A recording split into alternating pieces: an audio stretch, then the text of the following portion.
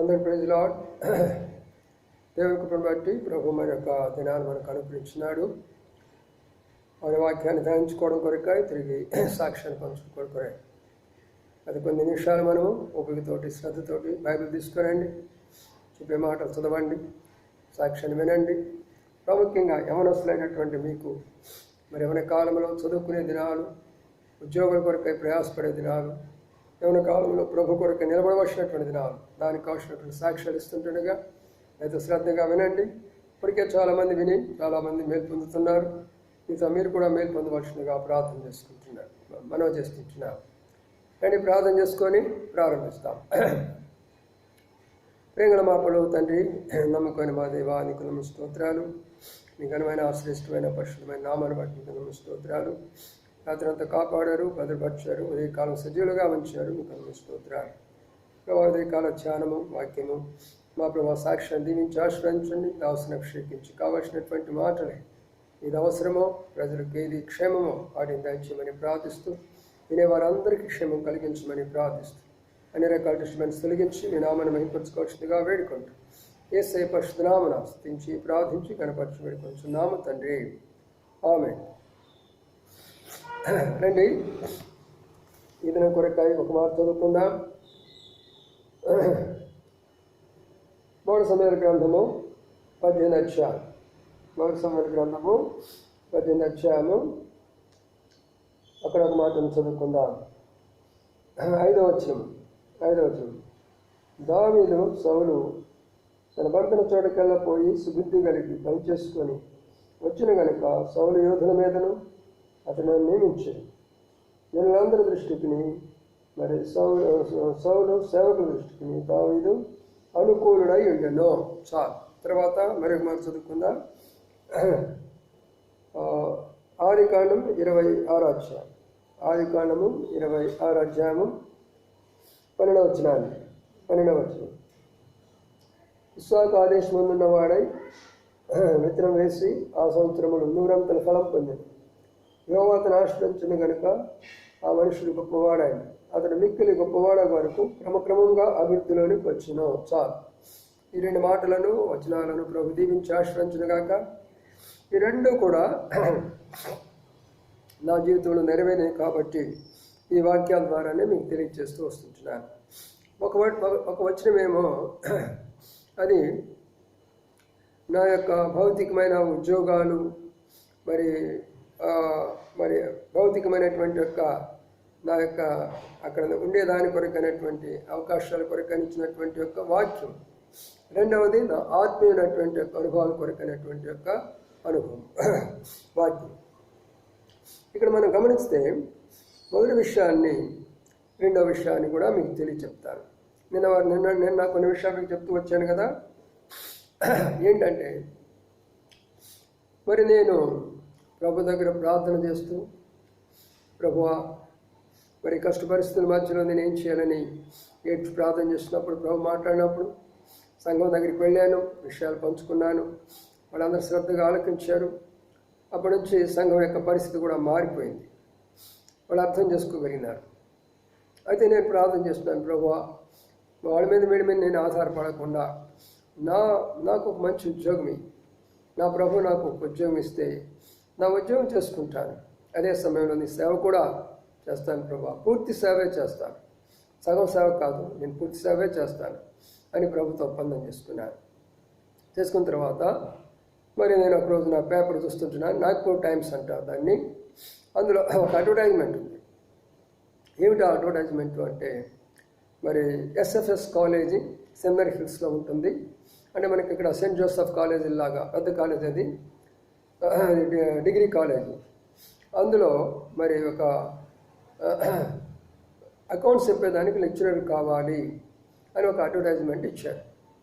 ఇచ్చిన తర్వాత చూసిన తర్వాత అప్పుడు ప్రార్థన చేసుకొని, ప్రభా మరి దీనికి వెళుతుంటున్నాను, ఒకవేళ అది కూడా మరి రోమన్ క్యాథలిక్ కాలేజ్ కదా, నేను కూడా నిన్ను నమ్ముకున్నాను కదా, ఏదైనా వాళ్ళు నాకు ఏదైనా సహాయపడతారేమోనని ఆశించి మరి నేను కూడా ప్రార్థన చేసుకొని బయలుదేరి ఆ ఇంటర్వ్యూకి వెళ్ళాను.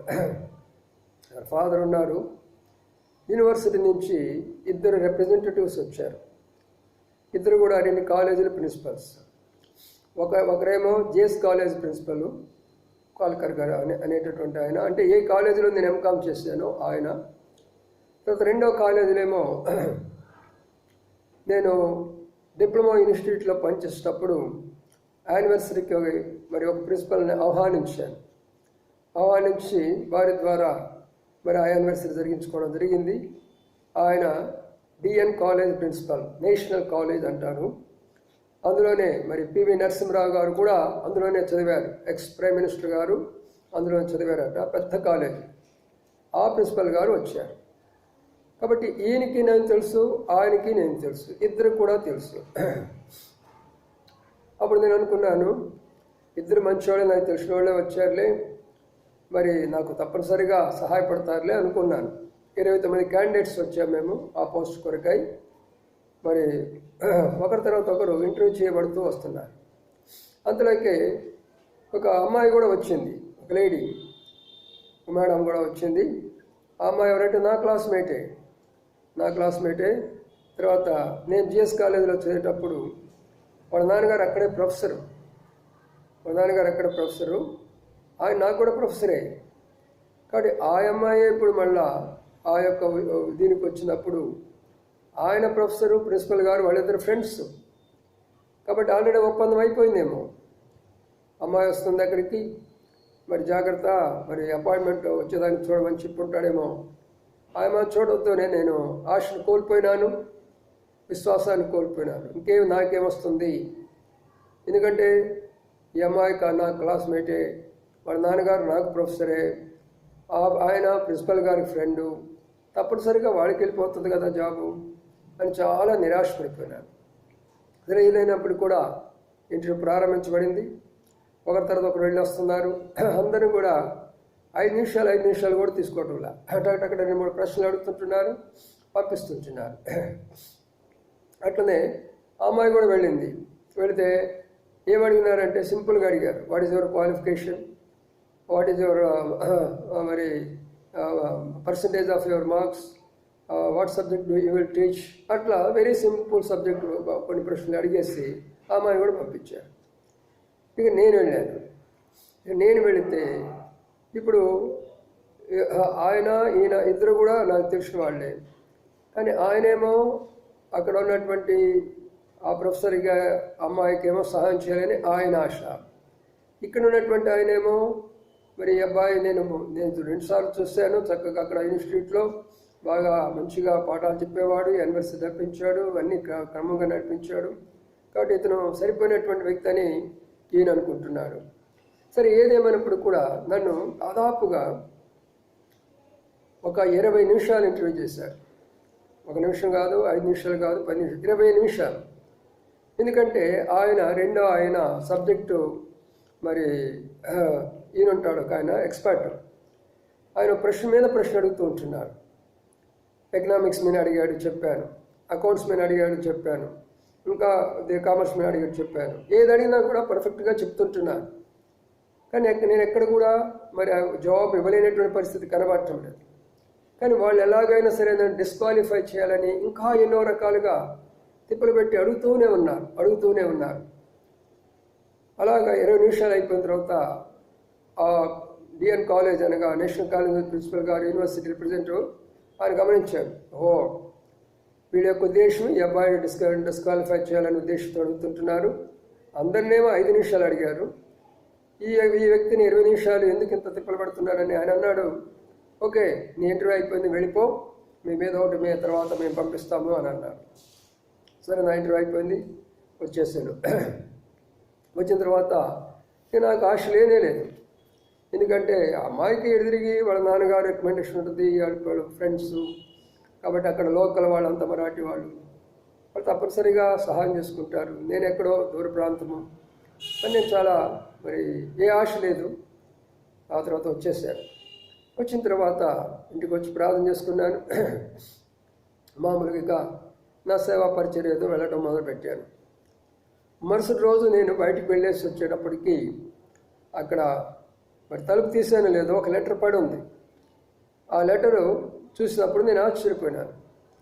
ఏంటంటే ఆ లెటర్ ఏముందంటే, you are selected as a lecturer in SFS college, come and join immediately అని ఉంది అక్కడ.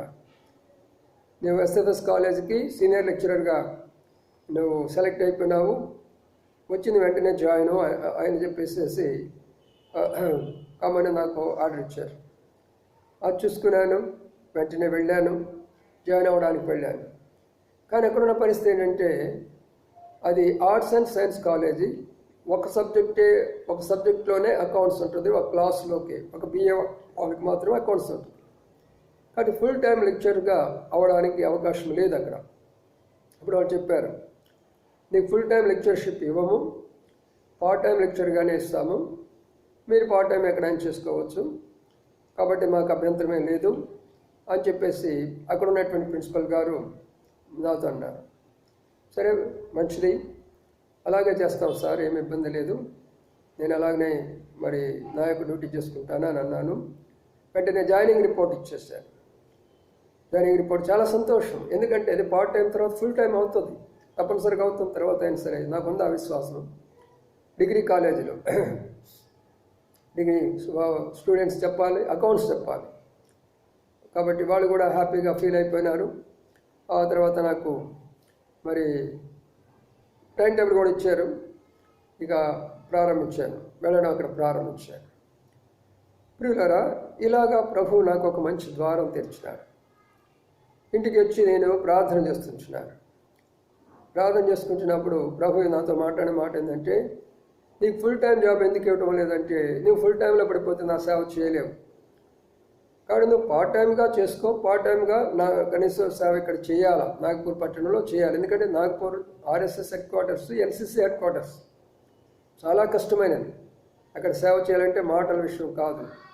1979 వరకు కూడా అక్కడ సంఘం లేదు. అలాంటి యొక్క మరి అన్ని స్థలాల్లో ఉంది, బాంబేలో ఉంది, పూనాలో ఉంది, ఢిల్లీలో ఉంది, ఆ యొక్క నార్త్ ఇండియాలో అహ్మదాబాద్లో ఉంది, మరి భోపాల్లో ఉంది, బిలాస్పూర్లో, అన్ని ప్రాంతాల్లో ఉంది, నాగ్పూర్లో లేదు. ఎందుకంటే నాగ్పూర్ ఆర్ఎస్ఎస్ హెడ్ క్వార్టర్స్ చాలా కష్టం సువార్త చెప్పనివ్వడం. ఎన్సిసి హెడ్ క్వార్టర్స్, ఎన్సిసి అంటే ఏంటంటే నేషనల్ క్రిస్టియన్ కౌన్సిల్ అంటారు. అంటే ఆల్ ఇండియాలో చర్చెస్ ఎన్ని అయితే ఉన్నాయో వాటి రిజిస్ట్రేషన్ అక్కడ జరగాలి. కాబట్టి వాళ్ళు వేరే చర్చి పోవడానికి వాళ్ళు ఒప్పుకోరు. వీళ్ళు హిందువులకు వాక్యం చెప్తామంటే వీళ్ళు ఒప్పుకోరు. మరి మనం ఎట్లా సేవ చేయాలి అక్కడ? అందుకని అక్కడ సేవ ఎవరూ చేయలేకపోయినారు, చాలా కష్ట పరిస్థితులు అయిపోయినాయి. సరే, ఇలా జరుగుతూ ఉన్నది. మరి అక్కడ జాయిన్ అయిపోయినాను, ప్రభు యొక్క మాటలు విన్నాను. సరే, నాకు కొంత జీతము వాళ్ళు ఇస్తామని చెప్పారు, ఆ జీతాన్ని అంగీకరించాను. వెళుతూ కాలేజీకి వెళ్ళిన తర్వాత అక్కడే సెమినరీ హిల్స్ అని ఉంది. కాలేజీ కూడా సెమినరీ హిల్స్ అను. ఆ ప్రక్కన చాలా క్వార్టర్స్ ఉంటాయి, సిపిడబ్ల్యూ క్వార్టర్స్ అని ఉంటాయి, అంటే గవర్నమెంట్ క్వార్టర్స్ ఉంటాయి అన్నమాట. సెంట్రల్ వర్క్స్ డిపార్ట్మెంటు క్వార్టర్స్ ఉంటాయి అక్కడ. ఇక క్లాసెస్ అయిపోయిన తర్వాత ఆ క్వార్టర్స్లో ఉన్నటువంటి తెలుగు వాళ్ళు ఎవరు అని నేను విజిట్ చేస్తూ ఆ తెలుగు వాళ్ళ దగ్గరికి వెళ్ళి, వాళ్ళు హిందువులైనా వాళ్ళు క్రిస్టియన్స్ అయినా సరే, అప్పుడు నా భాష కూడా రాదు కదా, అందుకని వాళ్ళకి వాక్యం చెప్పి అక్కడ దాదాపుగా 5-6 కుటుంబాలు సమకూర్చాను. అక్కడ సమకూర్చిన తర్వాత అక్కడి నుంచి కొంచెం దూరంలో ఎయిర్ ఫోర్స్ అని ఉంది. ఎయిర్ ఫోర్స్ అది కూడా సెమినరీ హిల్స్ మీదే. అదే సుబ్బయ్య గారు అని చెప్పాను కదా, మరి ఆయనను ఆధారంగా తీసుకొని నా క్లాస్ అయిపోయిన తర్వాత సెమినరీ హిల్స్ మీద మళ్ళీ అక్కడికి పోయాను. అక్కడికి వెళ్ళి అన్ని క్వార్టర్స్ అక్కడంతా కూడా నేను కలిసి, ఇద్దరం కూడా కలిసి దాదాపుగా అనేక గృహాలను దర్శించాము. ఒక 25-30 మందిని అక్కడ కూడా సమకూర్చాను. కాబట్టి ఇక్కడ కొన్ని కుటుంబాలు, అక్కడ కొన్ని కుటుంబాలు మరి మంచిగా మరి ప్రభు దగ్గర నడిపించాను. రక్షణ పొందుతున్నారు, బాగా మరి మందిరానికి కూడా వస్తుంటున్నారు, చాలా చక్కగా సేవ జరుగుతూ ఉంటున్నది. అది అక్కడ కాకుండా నేను ఉన్నటువంటి స్థలంలో అప్పటి వరకు నాకు ఇది లేదు కదా, అందుకని కిందే ఉండేవాడిని, సెమినరీ హిల్స్కి కింద ఉండేవాడిని. అప్పుడు కింద ఉన్నప్పుడు నాకు సమీపంలో ఉన్నటువంటి దగ్గరకు ఉన్నటువంటి అప్పుడు నేను గోకుల్పేట అనే ప్రాంతంలో ఉండేవాడిని. మరి ఆ ప్రాంతంలో దగ్గరలో ఉన్నటువంటి తెలుగు వాళ్ళు, ఇందాక చెప్పాను, డిఎస్ రావు గారు అని ఒక ఆయన, ఆంజనేయ గారు అనే ఒక ఆయన, అట్లా ప్రసాదరావు గారు అని ఒక ఆయన, మరి వీళ్ళందరూ కూడా మంచి మంచి ప్రొఫెసర్సు, దేవదాస్ గారు డైరెక్టర్ గారు, అనేక కుటుంబాలు దర్శించి ఇట్లా మొత్తం మీద సంఘము మరి దేవుడిని ఆశీర్వదించడం మొదలుపెట్టాడు.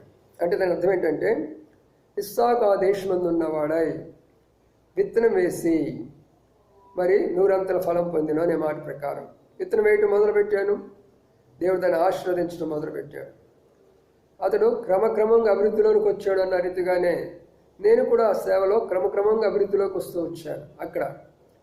అయితే దేవుని కృప ఏంటంటే ఎక్కడికి వెళ్ళి వాక్యం చెప్పినా కూడా వాళ్ళు అంగీకరించేవారు, నన్ను వెంబడించేవారు. తెలుగు కాబట్టి డినామినేషన్ వాళ్ళకి అవసరం లేదు. ఒక డినామినేషన్ కాదు, ఏ డినామినేషన్ అయినా పర్వాలేదు, వాళ్ళ వాక్యం చక్కగా అర్థమవుతుంది. ప్రార్థన చేస్తుంటున్నాను, యవనస్తుడిని కాబట్టి వాళ్ళు చక్కగా పెద్దవాళ్ళు కాబట్టి నన్ను ఒక బిడ్డగా చూసుకునేవాళ్ళు. అలాగ వాళ్ళు నాకు కూడా ఎంకరేజ్ ఇస్తూ అలాగే దేవుని యొక్క పరిచర్యలో వైపున బాగా సాగుతూ ఉంటుంది. ఇప్పుడు దేవుని పరిచర్య చక్కగా సాగుతుంది. ఇప్పుడు ఉద్యోగంలో కూడా మంచి ఉద్యోగమే వచ్చినట్లుగా అనిపించింది. ఇలా చేస్తున్నటువంటి యొక్క కొన్ని దినాలకి మరి ఏ principal DN college, national college principal గారు ఎక్కడ ఎవరైతే నాకు యూనివర్సిటీ రిప్రజెంటేటివ్గా వచ్చి ఇక్కడ నన్ను సెలెక్ట్ చేసినాడో ఆయన కాలేజీలోనే ఇప్పుడు ఒక ఫుల్ టైం లెక్చరర్ పోస్ట్ పడింది. ఫుల్ టైము అక్కడ మరి జాబ్ పడిపోయింది. అప్పుడు నేను ఆలోచన చేస్తాను, సరే ఇది పార్ట్ టైంగా ఉంది, అది కూడా ఫుల్ టైంగా ఉంటే మంచిది కదా అని చెప్పేసి దానికి అప్లై చేశాను. ఇక అప్లై చేసిన తర్వాత ఆయన ముందుగానే నేనంటే మంచి అభిప్రాయం ఉన్నది కాబట్టి నేను వెళ్ళిన వెంటనే ఇంటర్వ్యూలోనే అన్నాడు, సరే మంచిది, మరి నేనే అసలు నిన్ను ఇన్వైట్ చేద్దాం అనుకున్నాను ఆ కాలేజ్ నుంచి ఇక్కడికి రా ఫుల్ టైం, కానీ మీరు అప్లై చేసావు కదా, సరే నీకు ఇప్పుడు ఇక్కడ ఇంగ్లీష్ మీడియంలో వస్తాను, ప్రస్తుతం అయితే లేదు, ప్రస్తుతం మరాఠీ మీడియం చెప్పాలా, అప్పుడు వారికి నీకు రకరకాలైనటువంటి యొక్క బాధ్యతలు అప్పగిస్తామో అవన్నీ చేస్తుండు.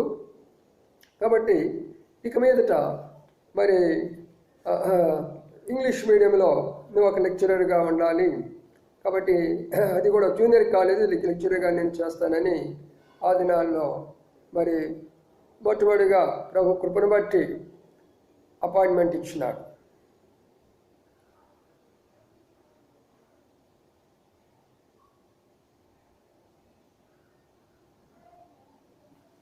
కాబట్టి నా అపాయింట్మెంట్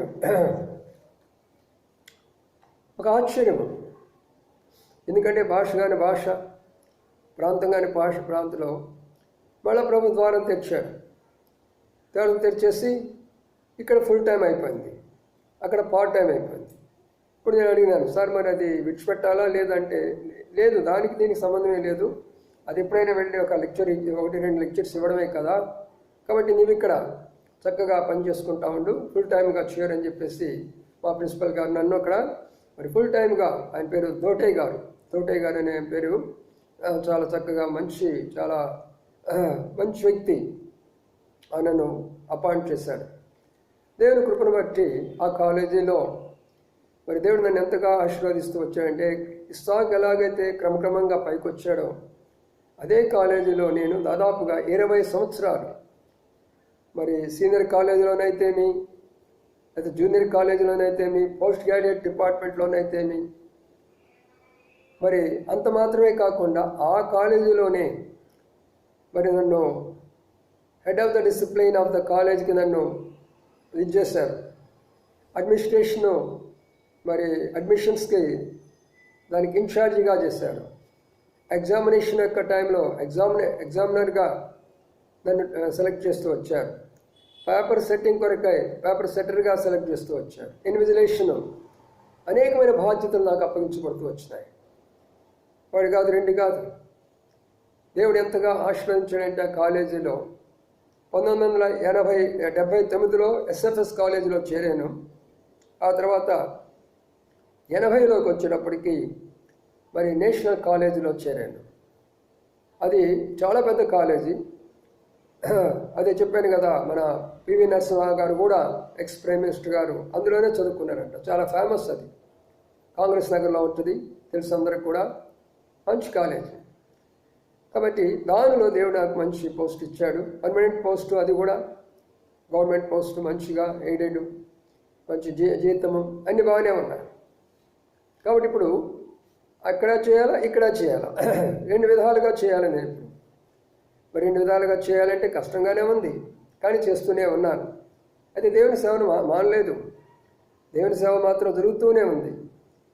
అది అయిపోయిన వెంటనే కాలేజ్ నుంచి 5 o'clock వచ్చేసేవాడిని, కొంచెం రెస్ట్ తీసుకునేవాడిని. అక్కడి నుంచి బయలుదేరేవాడిని, అనేక గృహాలు దర్శిస్తూ ఉండేవాడిని. నేను చదువుకునే దినాల్లో మరి నాతో పాటు ఇస్మాయిల్ గారని తెలుగు వాళ్ళే హాస్టల్లో, యూనివర్సిటీ హాస్టల్లో ఉన్నప్పుడు మంచి స్నేహితుడిగా ఉన్నారు. మేము ఇద్దరు రూమ్లో ఉన్నాం. ఆ తర్వాత ఆయన PhD అయిపోయిన తర్వాత వివాహం చేసుకున్నాడు. మరి లక్ష్మీనగర్ అనే ప్రాంతంలో ఆయన ఒక ఇల్లు తీసుకున్నాడు. ఇల్లు తీసుకున్న తర్వాత అప్పుడు తను అన్నాడు, మరి ఆశి నువ్వు ఎందుకు ఇంత కష్టపడుతున్నావు కదా, ఒంటరివాడు ఒక్కడవే కదా నువ్వు, కాబట్టి నా ఇంట్లో వచ్చేసి పేయింగ్ గెస్ట్గా ఉండు, అప్పుడు నీకు భోజన ఇబ్బంది కూడా ఉండదు. మరి నీవు ఇక్కడే భోజనం చేయొచ్చు, మాతోనే భోజనం చేయొచ్చు. ఇక్కడ నీకు మాకు ఇది డబుల్ బెడ్రూము, ఒక రూమ్ నువ్వు తీసేసుకో, తర్వాత మిగతా అన్ని మేము వాడుకుంటాము, ఇక్కడే భోజనం చేసుకొని కాలేజీకి వెళ్ళమని చెప్పాడు. చాలా సంతోషించాను. ఒక ఫ్యామిలీ మెంబర్ లాగా చేరిపోయినాను. ఆయన ఇస్మాయిల్ గారు, డాక్టర్ ఇస్మాయిల్ గారు అంటారు. ఇప్పుడు ఆయన కూడా యూనివర్సిటీలో ప్రొఫెసర్గా పనిచేశాడు. కాబట్టి అక్కడ ఆయన దగ్గర చేరిన తర్వాత అక్కడ లక్ష్మీనగర్ ప్రాంతంలో కొంతమంది గృహాలు దర్శిస్తూ వచ్చిన వాళ్ళ బంధువులే ఉన్నారు. వాళ్ళ చెల్లెలు రాయలమ్మని, వాళ్ళ మామయ్య గారు జాన్ గారని, ఆ తర్వాత మరి బ్రదర్ పేరు రాయలమ్మ భర్త పేరు జోసెఫ్ గారని. అప్పుడు చిన్న పిల్లలు ఉండేవాళ్ళు. వాళ్ళు ఇప్పుడు చాలా పెద్దవాళ్ళు అయిపోయి అమెరికాలో ఉన్నారు వాళ్ళందరూ కూడా. మరి వాళ్ళని దర్శించి అక్కడే వాళ్ళ బంధువులు 15 మంది ఉంటారు. వాళ్ళందరికీ వాక్యం చెప్పాను. ఆ 15 మంది కూడా ప్రభుని అంగీకరించి ఇది బాగుందని చెప్పేసి అక్కడే ఒక చిన్న బ్రాంచ్ లాగా ఏర్పాటు చేసుకున్నాము లక్ష్మీనగర్లో. కాబట్టి ఇప్పుడు ఆ జాన్ గారి ఇంట్లో అనగా రాయలమ్మ వాళ్ళ ఇంట్లో మేమందరం కలుసుకోవడం, వారంలో ఒకసారి అక్కడ ప్రార్థన చేసుకుంటుండేవాళ్ళం. ఆ తర్వాత స్టిమ్నర్ హిల్స్ మీద రాజు గారు అని ఒక ఆయన ఉండేవాడు. ఆయన సెంట్రల్ గవర్నమెంట్ ఎంప్లాయీ, తెలుగు ఆయన. వారింటిలో వారానికి ఒకసారి అక్కడ ప్రేయర్ మీటింగ్ పెడుతుండేవాడు. ఆ తర్వాత ఎయిర్ ఫోర్స్లో అదే సుబ్బయ్య గారు అని చెప్పాను, మధు అని ఇంకా కొంతమంది బ్రదర్స్ ఉన్నారు అక్కడ, కొన్ని ఫ్యామిలీస్ అక్కడ మరి పెడుతూ ఉన్నాడు. ఇట్లా అనేక స్థలాల్లో ఏ పని జరుగుతుందంటే తెలుగు వాళ్ళ మధ్యలోనే మా పరిచయం జరుగుతుంది. ఇంకా మరాఠీ వాళ్ళ దగ్గరికి వెళ్ళాలా. అయితే దేవుడు ఏం చేశాడంటే పరిచర్యను ఆశీర్వదిస్తూ వస్తుంటున్నాడు. ఇప్పుడు ఏం జరిగిందంటే మేము ఈ YWC హాల్లో కొడుకునే వాళ్ళమి. మరి ఇప్పుడు మాకు ఒక పర్మనెంట్గా మందిరం ఉంటే బాగుంటుంది కదా. ఈ హాల్లోకి వెళ్ళటము, చిమ్ముకోవడము, మళ్ళీ తీసేసుకోవడము, చేపలు చుట్టుకోవడము, మళ్ళీ ఆ చేపల సైకిల్ మీద పెట్టుకోవడం రావడం, ఇవన్నీ ఎందుకు వచ్చిన గొడవ ఇదంతా అనుకొని నేనున్నటువంటి ఏరియాలోనే, అప్పుడు గోకులపేటలో ఉండేవాడిని, ఆ ఏరియాలోనే ఎదురుగానే ఒక ఇల్లు ఉంది. అది క్రిస్టియన్ ఇల్లు. ఒక క్రిస్టియన్ ఇల్లు. జాదవ్, ఆయన పేరు జాదవ్ గారు. ఇద్దరు కూడా వృద్ధాప్యంలో ఉంటారు. వాళ్ళ కుమారులు పెద్దవాళ్ళు అయిపోయినారు, వాళ్ళు జాబ్లో ఉంటారు. వాళ్ళకు ఒక మంచి బిల్డింగ్ ఉంది. ఆయన ఒక మరి పెంకుల ఇల్లు ఉంది. లోన దాదాపు ఒక 70-80 మంది పట్టే స్థలం ఉంటుంది. పైన హాల్ లాగా ఉంది. అంటే దాని పెంకుల ఇల్లే.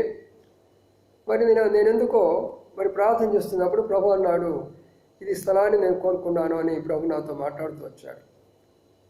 మరి ఒకవేళ ఇక్కడ పెడితే బాగుంటుందా, ఆరాధన ప్రారంభిస్తే బాగుంటుంది కదా అని చెప్పేసి వాళ్ళ దగ్గరికి వెళ్ళి కొంచెం వచ్చిన హిందీలో వాళ్ళతో మాట్లాడి వాక్యం చెప్తే వాళ్ళు చాలా సంతోషమయ్యా, ఏమైనా కాలంలో నేను ఇంత కష్టపడుతున్నా, ఆ తర్వాత మరి దేవుడు నేను ఇట్లా మంచి ఉద్యోగం కూడా ఇచ్చాడు అని చెప్పేసి అద్దె కొరకాయ అది నేను తీసుకున్నాను. వాళ్ళు కొన్ని సంవత్సరాలుగా దాన్ని బాగు చేయాలి. పైనంతా కూడా దుమ్ము, మోకాళ్ళతో దుమ్ము ఉంటుంది అక్కడ. చాలా పాత ఇల్లు, అంటే గట్టి గాలి కొడితే పడిపోతుంది అలాంటి యొక్క ఇల్లు అనమాట. మరి అలాంటి దాన్ని బాగా నీళ్ళు పెట్టి కడిగి శుద్ధిగా చిమ్మి శుభ్రం చేసేసుకొని నీట్గా సున్నం కొట్టించేసి బాగా, ఆ తర్వాత ఇక వాక్యాలు రాసి గోడ మీద అట్లా అక్కడ ప్రారంభించాను. మందిరంలాగా అది ఉండి చూసేదానికి మందిరంలాగానే ఉంటుంది, చక్కగా ఉంటుంది. అది పైన ఉంటుంది, ఫస్ట్ ఫ్లోర్లో ఉంటుంది.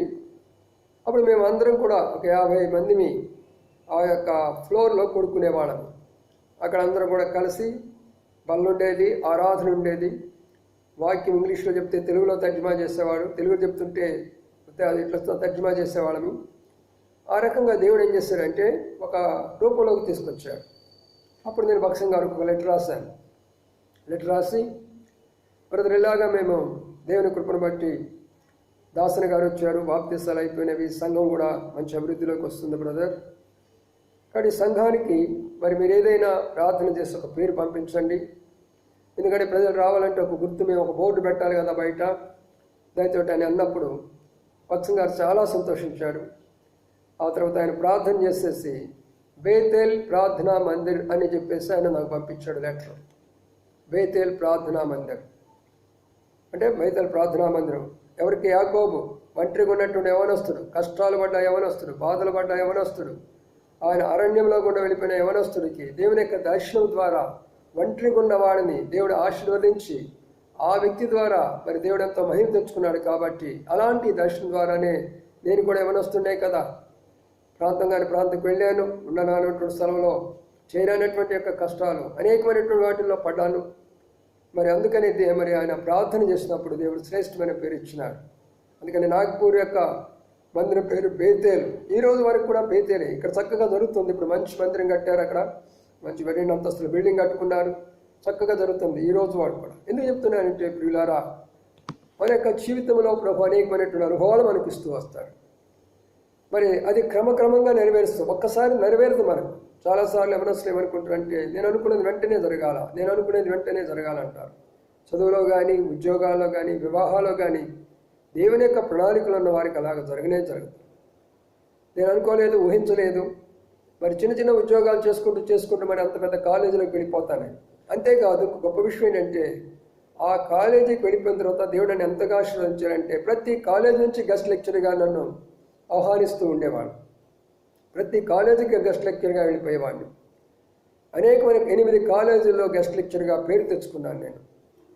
అలాగా దేవుడు నన్ను కాలేజీలోను ఎలాగైతే దావీదు సౌలు పంపించినటువంటి ప్రతి స్థలంలోకి వెళ్ళి దావీదు సుబుద్ధి కలిగి పనిచేస్తూ వచ్చాడో అలాగే ప్రతి స్థలంలో కూడా ఏ రిమార్క్ రాకుండా బహు జాగ్రత్తగా ఉంటూ ఇటు లేడీస్తోనైనా, అటు స్టూడెంట్స్తోనైనా, అటు డబ్బు విషయంలోనైనా, ఏ విషయంలోనైనా కూడా బహు జాగ్రత్తగా ఉన్నాను. కాబట్టి ప్రభు అద్భుతంగా దేవుడు నన్ను అక్కడ ఇటు కాలేజీలో ఉన్నతమైన స్థానంలో నడిపిస్తూ వస్తుంటున్నాడు, ఇటు సంఘంలో కూడా ఉన్నతమైన స్థానంలోకి నడిపిస్తూ వస్తుంటున్నాడు. ఆ తదుపరి ఇక ఇదైపోయిన తర్వాత లోకల్ పీపుల్, హిందీ వాళ్ళు, మరాఠీ వాళ్ళ మధ్యలోకి సేవ ఎలాగ పోయిందో అలాగ వాళ్ళ మధ్యలోకి వెళ్ళిపోయిన తర్వాత ఎన్ని రకాల శ్రమలు ఎదుర్కొన్నామో ఆ పరిస్థితులను కూడా ప్రభుత్వమైతే రేపటి దినాన పంచుకుంటాము. వింటూ రండి, ప్రార్థిస్తూ రండి. మరి యొక్క వాక్యమైనటువంటి ఎవరి బిడ్డలందరూ కూడా బలపరచబడుతూ రండి, ప్రభు కొరకు జీవిస్తూ రండి. ప్రభు మీ అందరూ కూడా సహాయం చేయనుగాక. ఆమేన్.